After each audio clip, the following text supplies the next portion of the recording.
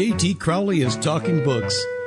On the show, you'll hear from emerging talent and seasoned veterans from around the world. They'll give you their take on the writing process and how to create the secret sauce of page-turning deliciousness. Let's get into that magical mixture of the art and science of creativity. Here's JT Crowley, author of The Smart Kids, and your podcast host. Hello, I'm JT Crowley, and today I'm pleased to announce I have another new author for you all, Peggy Jaeger, to talk about two of the books she has written about out of all the numerous ones she's written. The Sheriff and the Psychic, the first book in the Renewal series, and It's Witch O'Clock Somewhere, the third book in the Romantic Haunting series. Peggy is from the state of New Hampshire in the United States. So let's invite her on the show to talk about herself and her books. Now, she, at her last count, thinks she's written 38 books, everybody, but there's more in the pipeline. And she thinks she's got 10 series out. Peggy, it's been a huge pleasure working on your books. Come and join me. Hi, everybody. Hi, John. How are you all doing today? We're all doing great.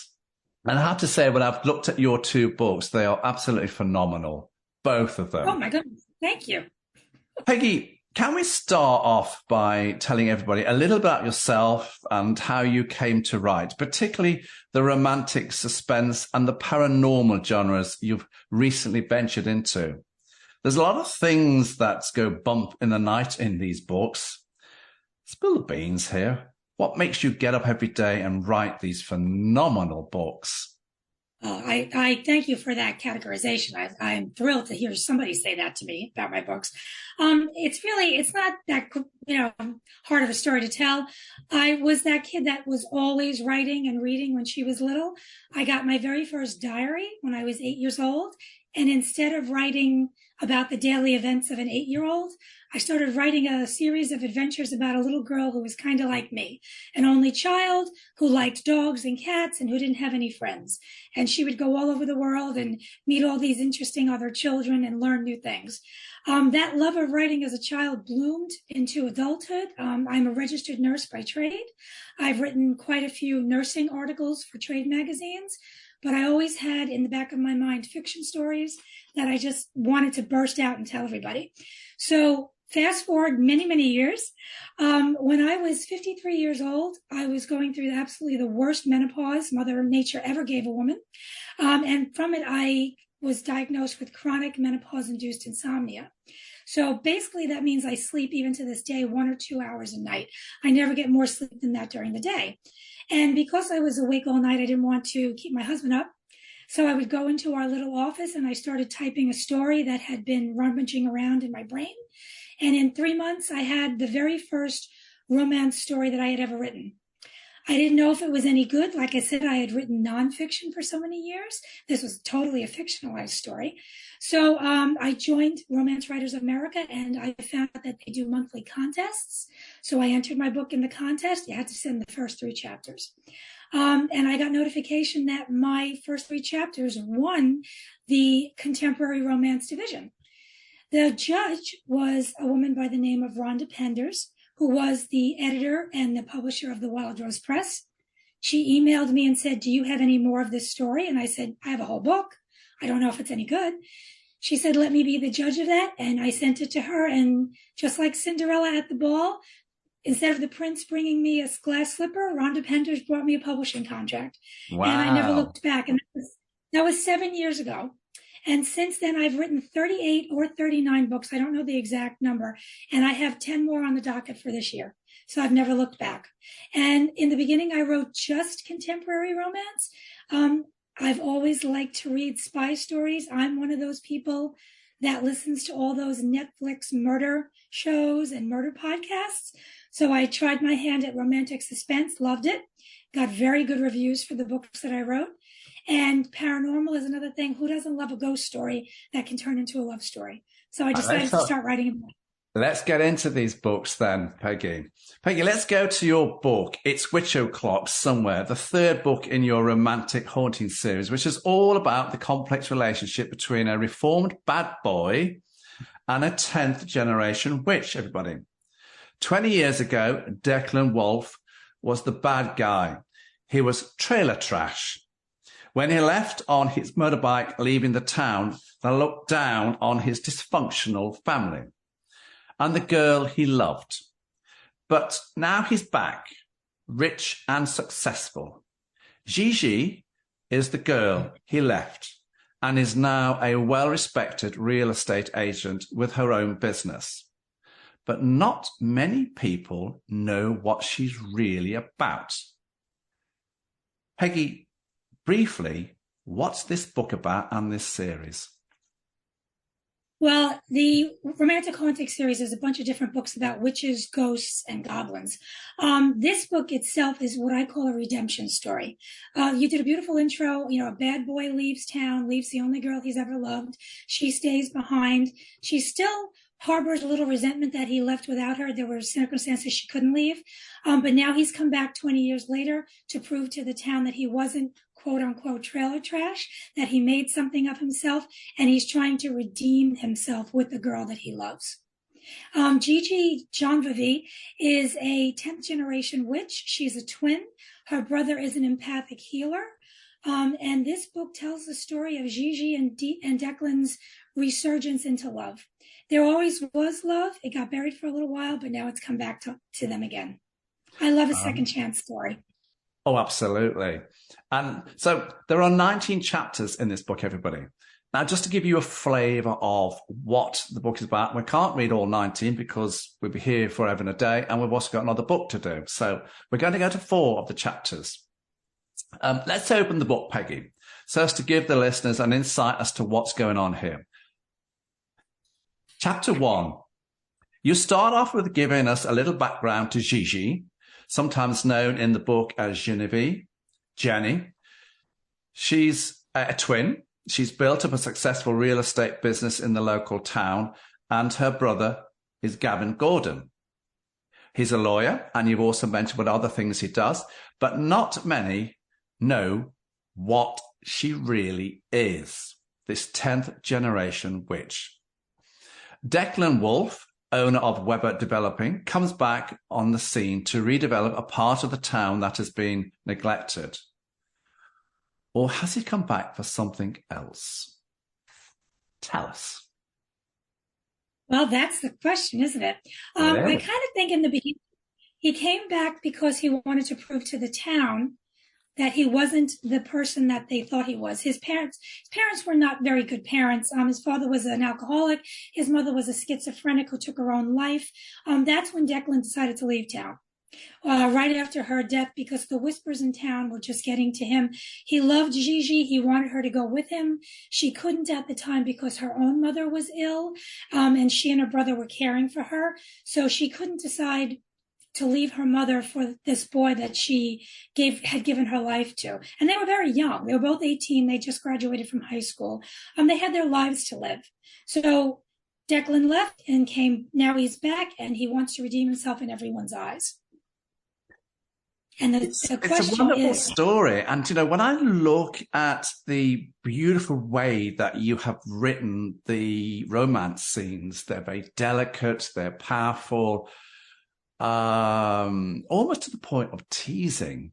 That's what I thought, you know, and I think I'm going to give you credit here. They are written beautifully. You've done the sex scenes fabulously well. Fabulously well. Thank you. But Peggy, let's go to chapter 6, because as I said, this is all about giving you guys a tantalizing glimpse into the books. If you want to know more, buy them.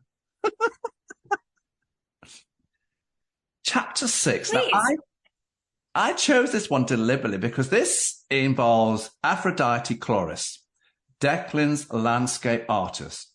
Every man's, wait for this is my own interpretation, everybody, every man's flirting dream. Daughter of Miko Chloris, the founder of Bloom.com, but she's a shrewd businesswoman with a son, Alex, and the male nanny, which I believe in the United States you call a manny, because her son has got some various, disabilities, everybody. But as far as Gigi is concerned, you've certainly thrown the cat amongst the pigeons here with this character, Aphrodite. Is this you, Peggy Jaeger, creating tension in the book to keep the reader's attention? It's actually, yes, that's the first reason. Declan's been gone for 20 years. Gigi doesn't know who he's been involved with. She doesn't even know if he's been married. Has he been in a long-term relationship? And then all of a sudden, this beautiful woman comes to town who's everything that Gigi's not. She's tall, she's thin. Gigi is short and curvaceous. She's got long blonde hair. Gigi has short, curly black hair. She's everything that Gigi always wanted to be physically, but couldn't be because she can't change her genetics. So when Aphrodite comes on scene and you see how close her and Declan are, it does spark some jealousy in Gigi. And she actually questions him. She asks, are you guys lovers? And he can't even begin to believe that she would ask that question. But the other reason I threw Aphrodite in there is because as a romance writer, your bread and butter is in series romance. Now, remember, Gigi has a twin brother named Gavin. Gavin also has psychic abilities. He is an empathic healer. Aphrodite's son has very many health issues. So you can just see that the next book in this series is going to involve a relationship between Aphrodite, Evan, and her son. So those are the two reasons I said. There's nothing like you get a good plug-in for the new book, is there? It's not a bad thing to do, actually. Absolutely. Why not? But I love that. Let's go to chapter 10 in the book, Peggy. Now, for me, this is you. Again, you're ratcheting up the tension. You're cranking up the many twists in this riveting, compelling book of yours. You talk about Declan's building project, his past, which not everyone in the town has forgotten. His dysfunctional family, and you've already touched upon that. This really was, maybe his leaving was a cry for help. That's what I think. And you talk about here in this chapter, the salacious dualism, especially the story that Kevin Crawley wrote on him. But what Gigi did, whoa, wow, everybody. Because she didn't like this story. So she threw something at him. And of course, she's a witch. So let's not forget, this is a powerful, powerful, powerful chapter, everybody, with lots of twists in it.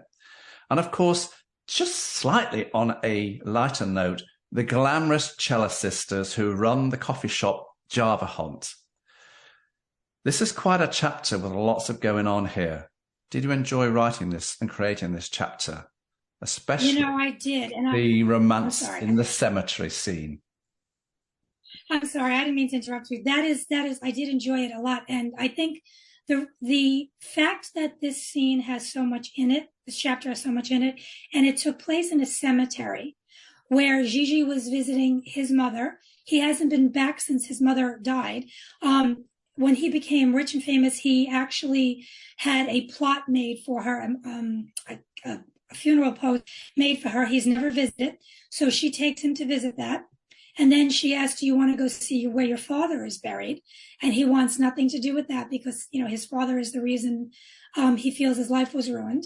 And then you visit Gigi's ancestors, which were so different from his. Their upbringings couldn't have been more different. So I wanted to show the real differences in the way that they were raised and loved and not loved as children, and yet they still have so much in common.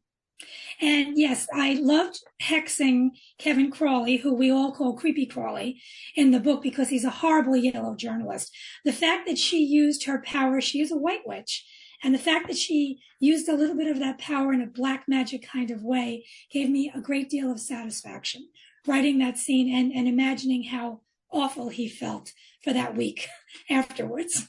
And I won't give away what she did to him. No, I want people to read. Declan was a little bit surprised that she did that. And I think he was a little bit annoyed with her. I wouldn't say annoyed. I think he's a man, so men like to fight their own battles.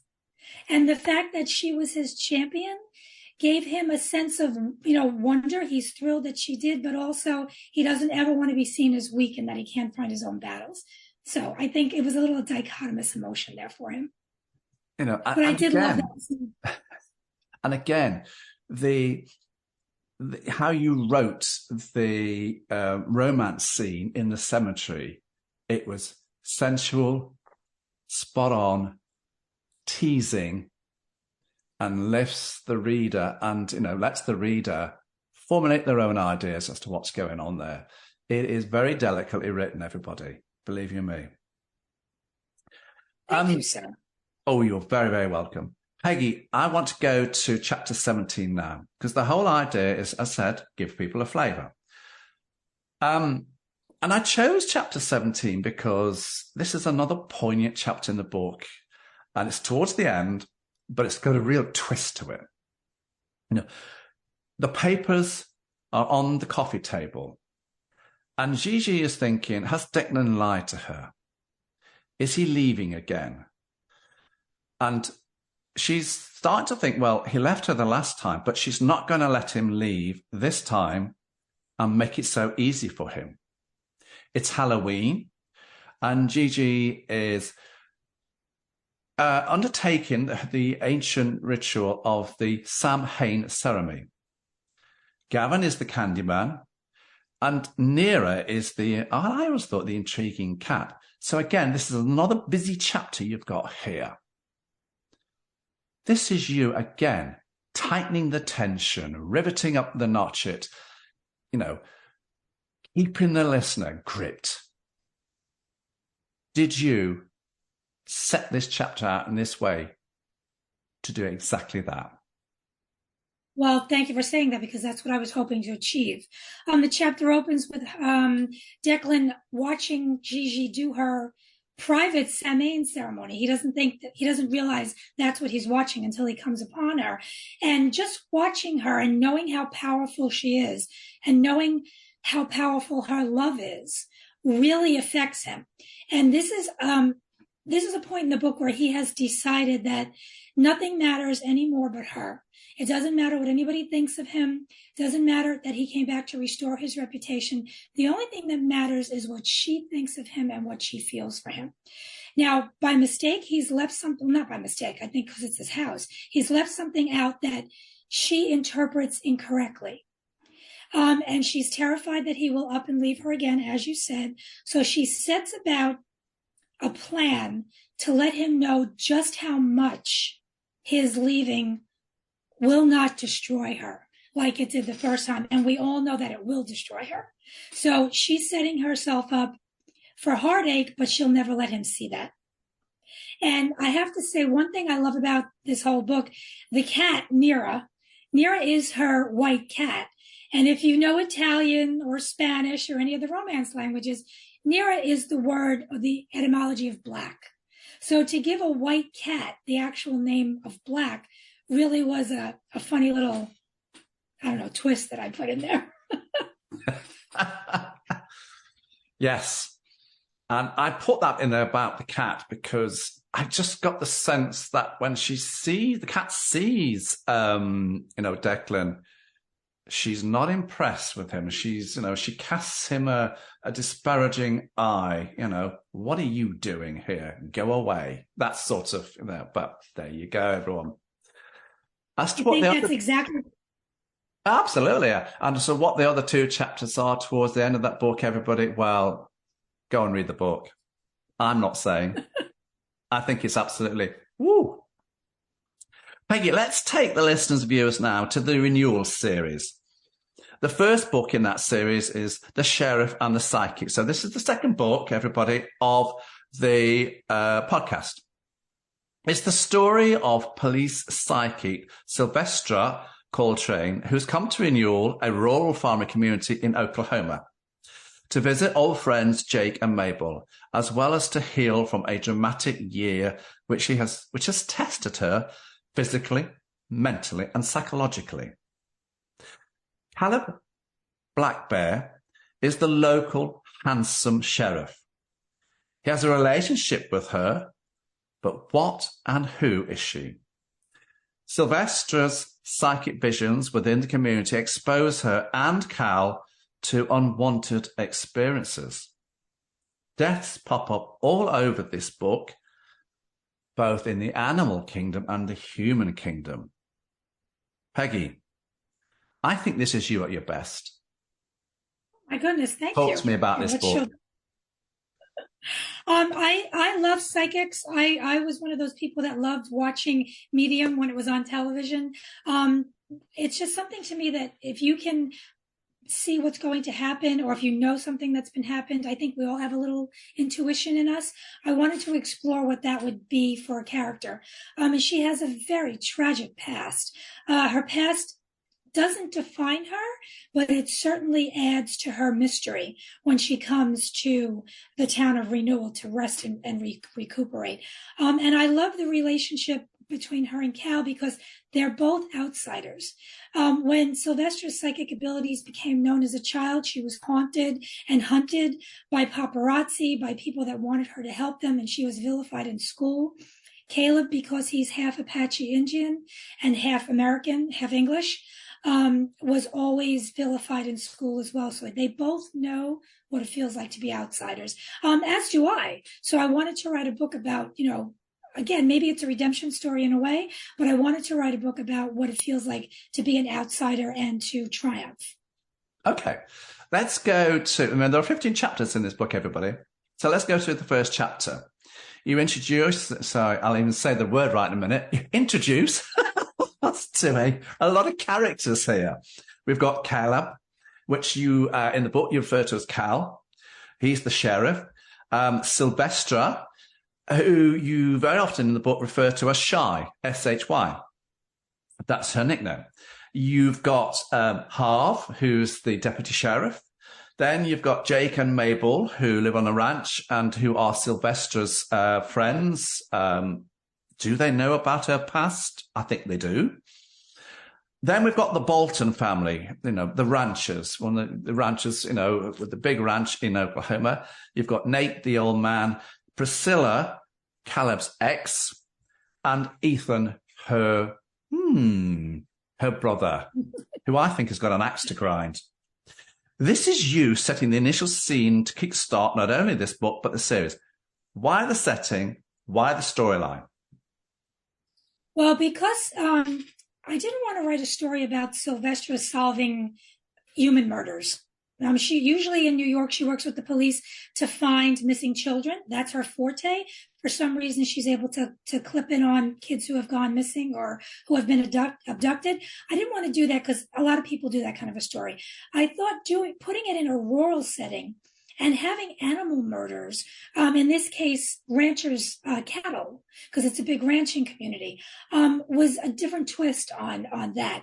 And the very fact that she could connect psychically with an animal was very appealing to me because I believe animals, and I think most people believe it, animals feel, think just the way we do. They experience pain, love, anguish, lots of different things. So I wanted her to be able to do that. So that's why I put it in the rural setting and why I gave it a ranching background. Chapter 4 is fascinating. Sylvestra has another psychic moment at Jake and Mabel's house. You describe the psychic process, what she goes through. So she knows she's going through it. It's not a dream because she has bodily functions that change and she's getting into this, which you go through. And Cal learns that she's a psychic who has assisted the police in the past and is curious, has she resolved some famous crimes, some cases. But more cattle die, mysteriously on another ranch, the Camden Ranch. We learn a little bit more about her past, her personal life, her husband Paul and Giovanni, her son, as well as Cal's determination to develop a personal relationship here. Again, this is another busy chapter, you might say. Care to open up here as to why you're talking about all this? Sure. In the story, you don't find out what happened to Sylvestra's husband and son until way past the midsection. She reveals that to Cal once they've been intimate because she feels he needs to know it. But the problem with that is he already knows it because he went and he researched her. I wanted to show the physiological changes that happen to her when she starts having a vision, to just reinforce that she's not a charlatan, that she's not a fake. I mean, we've all heard and read stories about fake psychics who predict the future or who can find things, and they're just not real. I believe by giving her all these physiological changes that really reinforce the fact that this is a true quote unquote gift for her, that's also a curse.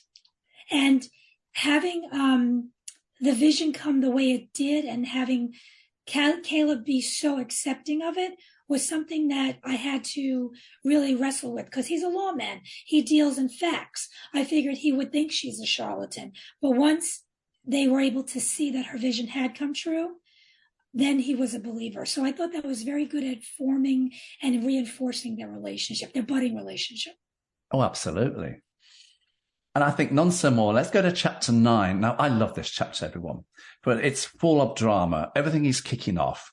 You've got all the local ranchers in Cal's office in uproar as to what's going on between all the cattle killings. Matters getting personal, especially Priscilla. She really throws some charges at Cal here. And Ethan's can throw a temper or two. Cal starts to realize she's not quite the delicate flower he initially thought she was. She's not. She's quite capable, everybody, to a certain degree, of holding her own stand. She's not that delicate little flower.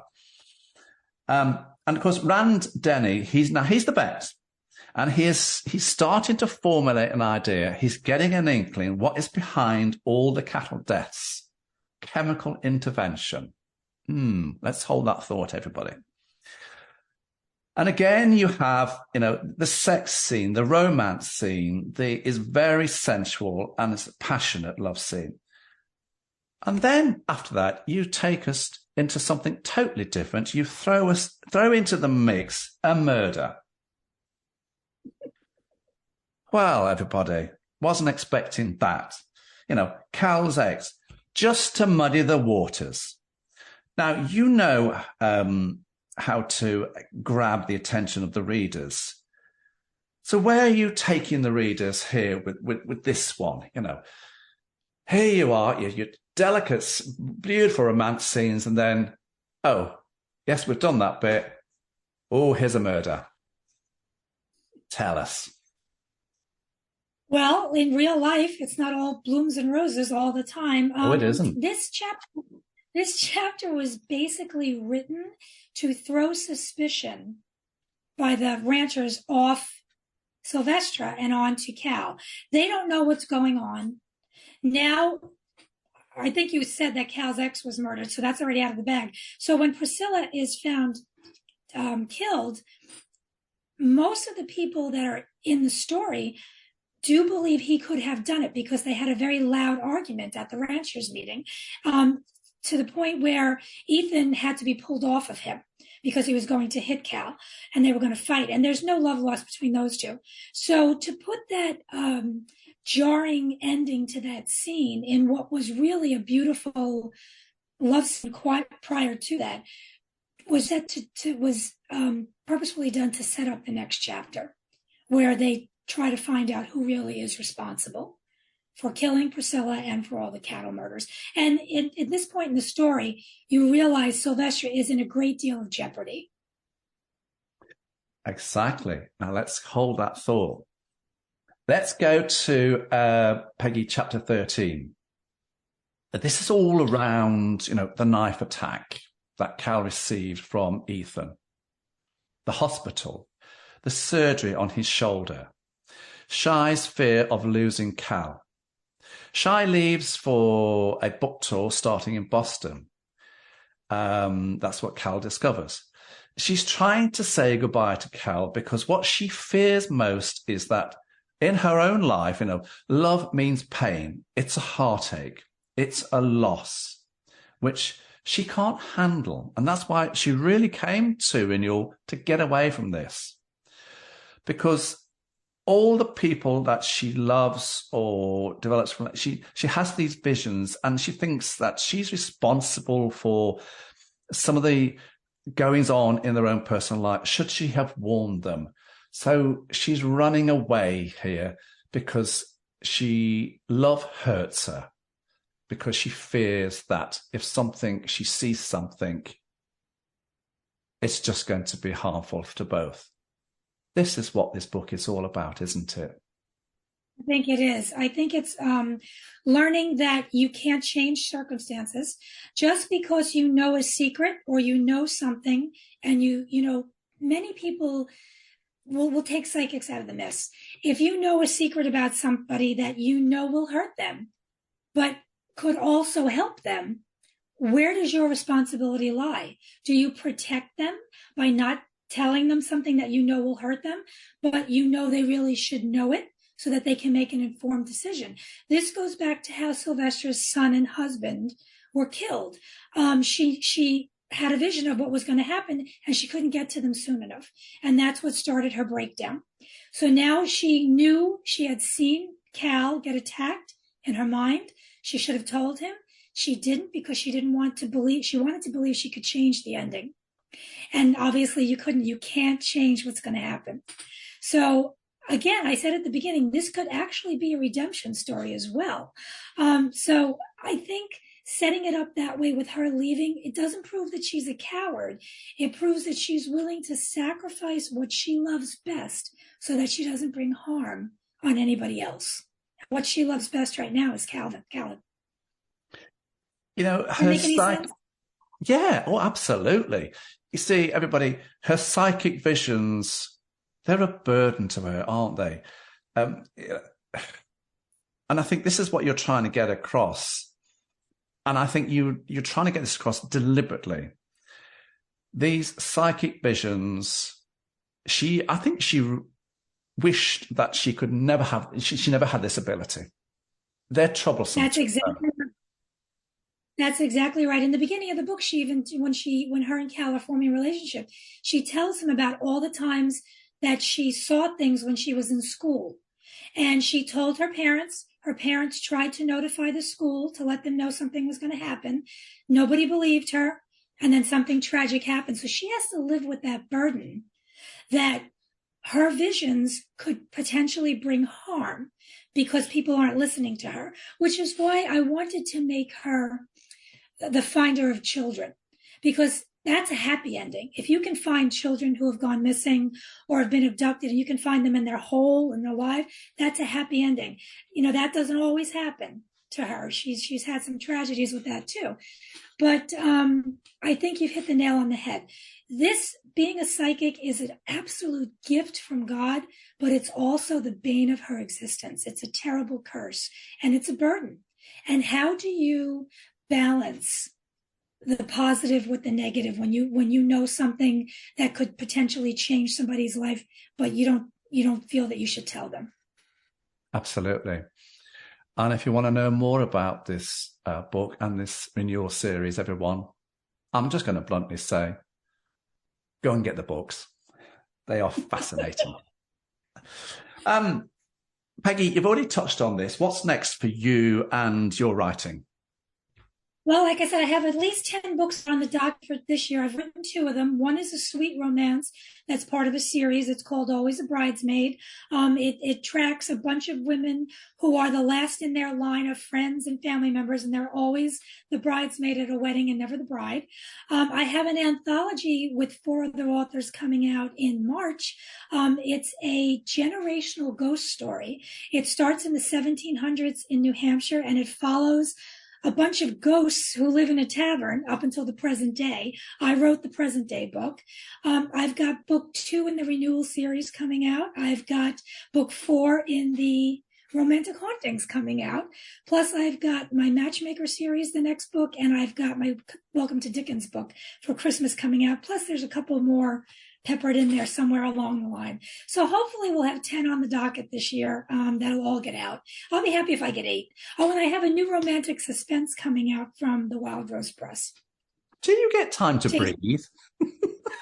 That question gets asked a lot, but remember what I told you at the beginning of this beautiful podcast, that I have diagnosed chronic menopausal insomnia. I do not sleep more than 1 to 2, 3 hours at the most a night. My body just doesn't shut down. My brain never shuts down. So, in every 24 hours, I'm probably typing or creating 16, 17, 18 of those hours. So the answer is yes, I take a breath, but I don't take a nap. Wow. Peggy, who do you see as the market for your book? But more importantly, who would you like to see reading your book? Do you think this is a book just purely, your series you'd write purely for women? Or do you think men should read your books? I know men that have read my books, and I'm not only speaking of my husband, and they really, really love you. Yes, thank you. They really enjoy the romantic suspense series, The Pride of Brothers and Cooking with Candy, and they really like the paranormals. So I would say, I tend to write older characters. I don't have any 22-year-olds in my books as main characters because I'm not 22 and haven't been for years.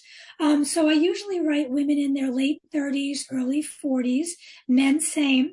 So I would think that market, the mid to late 30s till up to, you can't read anymore age group is really who I think these books are marketed for. There you go, everyone. Where can people get your books from, Peggy? I have, I'm widely distributed. Most of my books, you can find all of them in Barnes and Noble. You can find all of my books in Amazon. Most of my independent books are in Barnes and Noble, Apple Books, Google, and I just recently formed a relationship with Smashwords. So most of my independent books are in Smash Books too. But if you're looking for a list of my books, you can just go on my website. That's peggyjaeger.com, and I have a tab, a drop down of all of my books and where to find them. Peggy Jaeger, thank you so much for coming on my show. I have thoroughly enjoyed your books, and for me, it was The Sheriff and the Psychic, the paranormal. It was just wonderful. Not to say that Witch O'Clock Somewhere, isn't it interesting? It really is. But for me, The Sheriff and the Psychic just had that edge. But that's just my opinion, everybody. Well, John, I hope you read book 2 in the series, The Rancher Meets His Match. That one comes out sometime this year, and I'll be sure I let you know when it does.